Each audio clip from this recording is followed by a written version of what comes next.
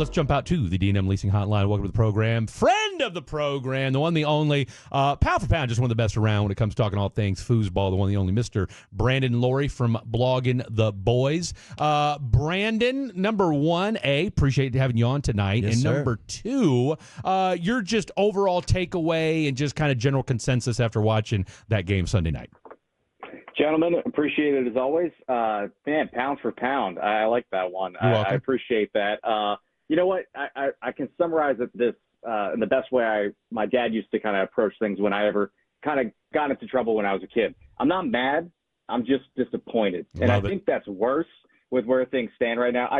You look at the score, the Cowboys lost 30-24, but the score was not as close as it felt throughout the game. To the Cowboys' credit, they did rally after Dak Prescott's first interception to maintain the 10-6 lead heading into halftime.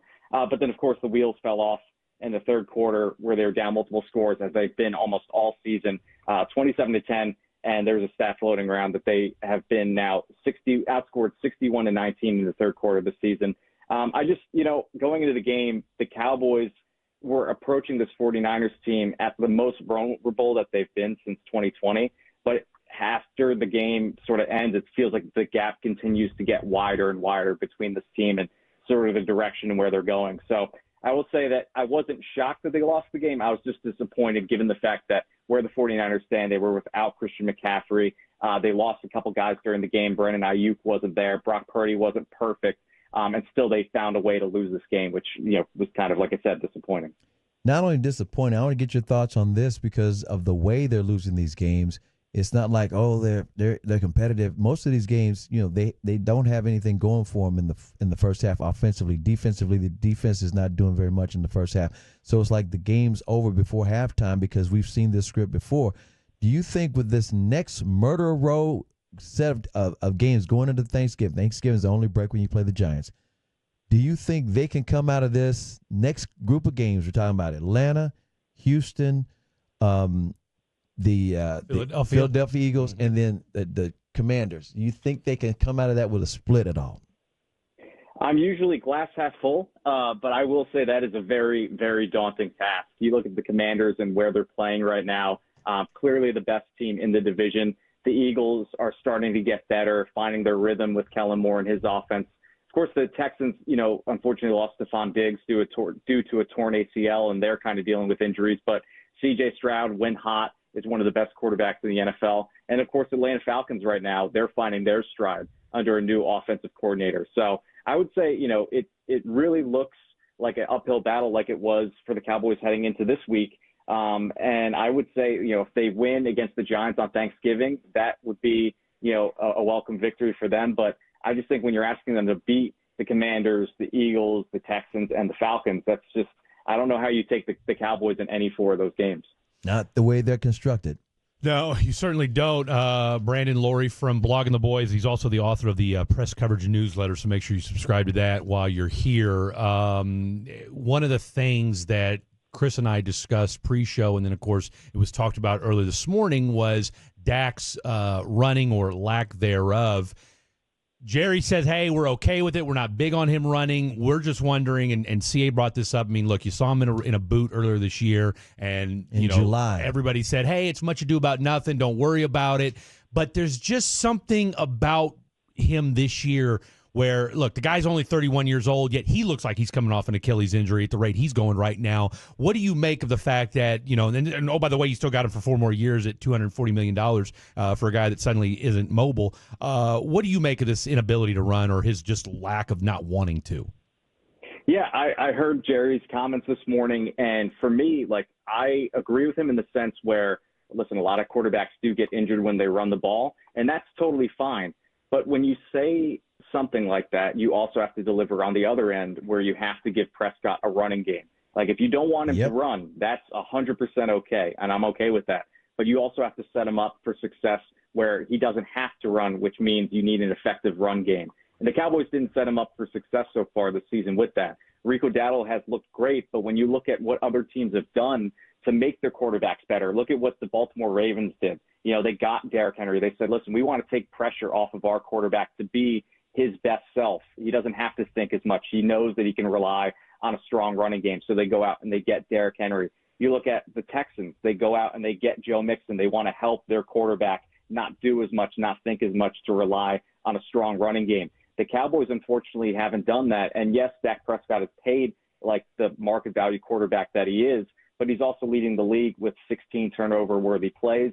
And it's just unfortunate that he's having to do a lot. And a lot is on his shoulders right now. And I think, when Jerry has talked in the past, he's emphasizing that CeeDee Lamb and Dak Prescott are sort of the nucleus for the team right now, and he needs the offense to kind of carry the load. Well, that is great, but unfortunately they're not set up for that right now, and that's also, they haven't really set him up going back to the offseason with the lack of moves, and when you're promising an all-in season, you hope that that's the case. Now, if they need to be in a rebuild, if they want to get these young guys to go, that's totally fine. Where they're at, it's sort of kind of where things stand. That's what it's supposed to be like in a rebuild type season. But that's not what was sold. That's not what was sold to Mike McCarthy. So, again, it goes back to they're just trying to find and kind of have this duality of where they're at right now. Are they a team in rebuild? Maybe. Are they a team that's going for the Super Bowl? They believe so, but it just doesn't look like things are lining up right now. It is not matching up. It's poorly constructed in my mind because you got veterans like Zach Martin, Dak Prescott, Tank Lawrence, Micah Parsons, CeeDee Lamb watching on-the-job training from rookies and patchwork Band-Aids as your depth. This just doesn't make any sense to me.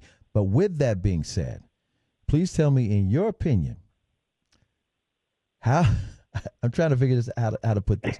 Did you see anything that you liked about Dalvin Cook, or is he back to being deactivated again? What do you think is going to happen now that I'm assuming Rico Dowdle is going to be healthy by Sunday?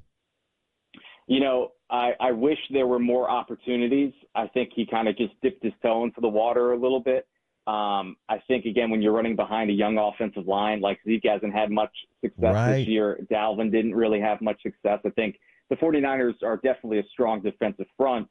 Let's see what happens against the Falcons, who are a little susceptible to the run. I think he gets another week, but, again, the conversation becomes who becomes the next deactivated running back, because I don't think you can have Deuce Vaughn, Hunter Lipke, Ezekiel Elliott, Rico Dowdle, and Dalvin Cook all playing, especially when you need your sort of third, fourth string running back to play a little bit of special teams. Yep. Zeke isn't doing that in his age, and Dalvin Cook isn't doing that in his age. So, I mean, we'll see if the Cowboys find a way to – maybe they do deactivate Ezekiel Elliott. They put him on the I don't think so, man. He did his job. He did his job. He scored his touchdown. You put him on the goal, you're going to get the touchdown. By the way, I think his next touchdown will have 70 or something. I mean, I'm not saying he's supposed to be the feature back, but I'm like, how are you going to deactivate Zeke and then keep Cook out there? And Cook didn't really do much. Yeah, I mean, listen, will they deactivate Hunter Lipke?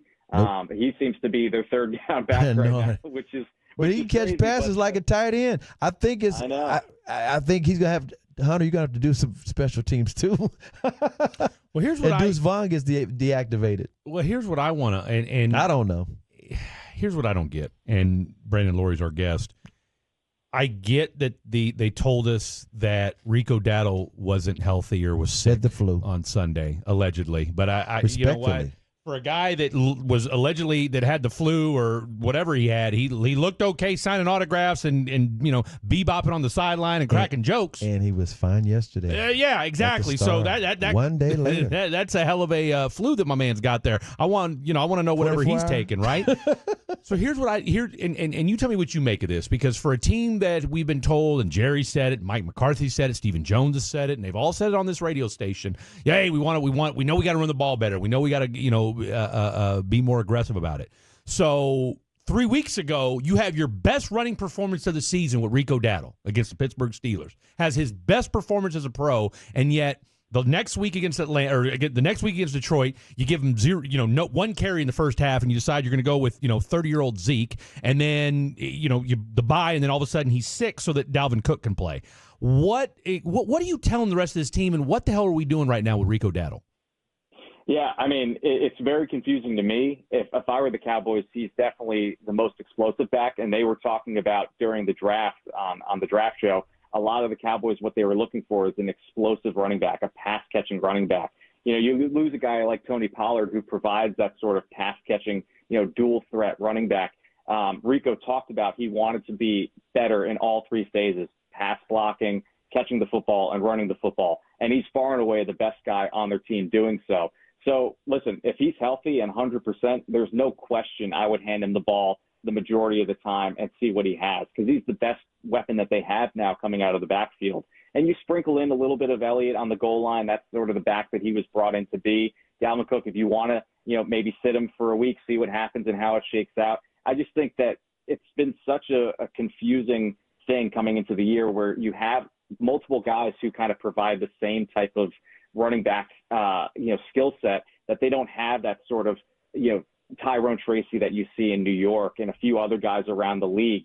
And so Rico's kind of the best of what they have. So if it were me, I would say if he's healthy for Atlanta, just run him into the ground because he's the best that they have Absolutely. right now.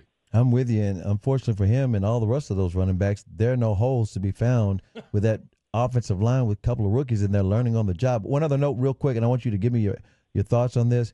I feel bad for the veterans on this team because they're watching guys go through on-the-job training, the young guys. But at the same time, I'm wondering about Micah. Wondering about Micah because he had the high ankle sprain. I knew when they were saying, he'll be back as week to week. I'm like, high ankle sprains take a month. It is now 5 weeks. Do you expect him back? And if he's back, would he play linebacker, or do you want to have him on the edge and just rush the quarterback because he hadn't had much practice and you don't want to re-injure that ankle?